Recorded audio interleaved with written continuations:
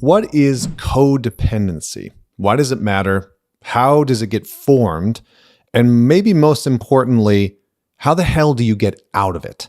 There's something that I want to talk about that's very important when it comes to unraveling codependency and getting to know your part in the codependency so that you can step out of it.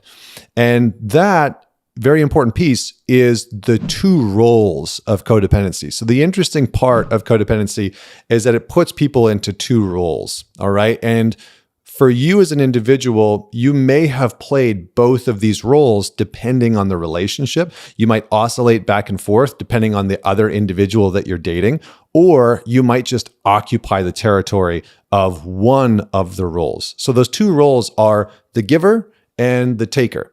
And I'm sure that there's a good sexual joke in there, but I'll leave that for you because I'm not a comedian. But the giver and the taker are the two roles that emerge in a codependent relationship. And in a very simple form, the giver is the person who is trying to find belonging, security, relational security, worth, value, confidence, connection, intimacy by, in some ways, disregarding their own wants and needs and over prioritizing the other person. Let's segue into a very important conversation of what causes codependency. And then we're going to talk about how does it show up in your intimate relationships. I'm going to give you some specific examples, and we will wrap up with how do you get out of it, because that's what we all want to know. So if you don't want to know what causes it and how to identify it in your relationship, you can skip forward. But what I will say is that sometimes and often what I've learned is that this psychoeducation, this psychological education of what causes codependency, what creates it, and being able to identify how it shows up are actually two very important stepping stones to letting go of the codependency. So if you are thinking of skipping ahead, I would just say maybe stick with me for a little bit. So let's get into it. What causes codependency? Well, in large part, it is a byproduct of your childhood. Now, I know maybe you didn't want to hear that. I know for a lot of guys, it's like, oh, why does it always come back to my childhood? Why do I always have to talk about my past? Why do I always have to talk about my family, my family system? For men in this situation, and I think in some ways, for a lot of guys, this is the sort of like hidden killer. For a lot of men that have experienced trauma, have experienced abuse growing up, and have never really talked about it, this will be the sort of the skeleton in the closet that is actually fueling the codependency in the relationship. And so if you are somebody, and I'm just going to create this little caveat here, if you are somebody that has come to realize that you're in a codependent relationship, but you've never really actually dealt with some of the abuse or trauma that you experienced growing up, the codependency is very unlikely, almost, I don't want to say impossible, but it's very unlikely that you will be able to shift out of that codependent behavior until you address the abuse and maybe the trauma that you experienced, because those two things are interconnected. They are unequivocally interconnected.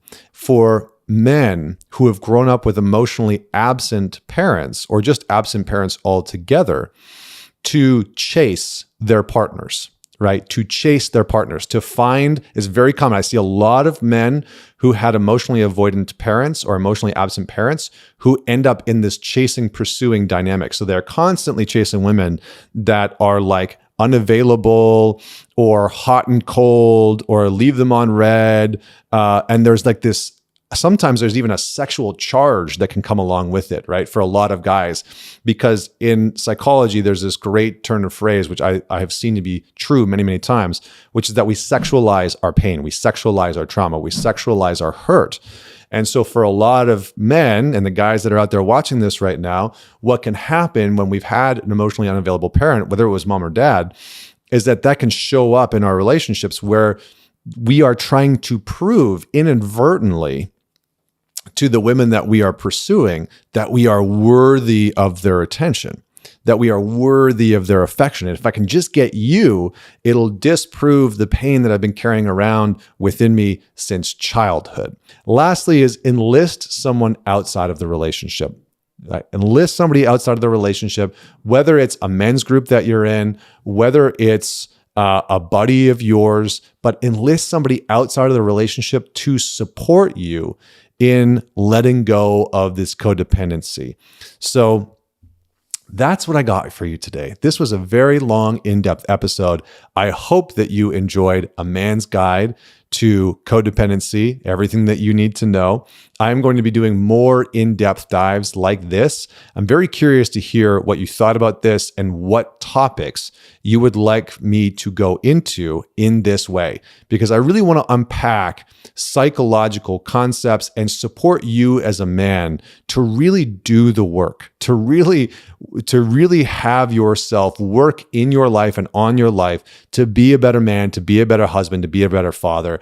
And I find that these types of deep dives can be incredibly rewarding when it comes to unpacking some of these things, because there's a lot of like flash in the pan content out there that's like, here's the 3 things you need to do to end codependency, and it's like one slide and you don't implement any of it.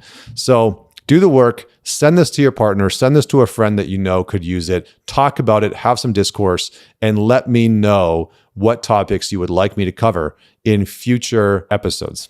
Until next time, this is Connor Beaton signing off.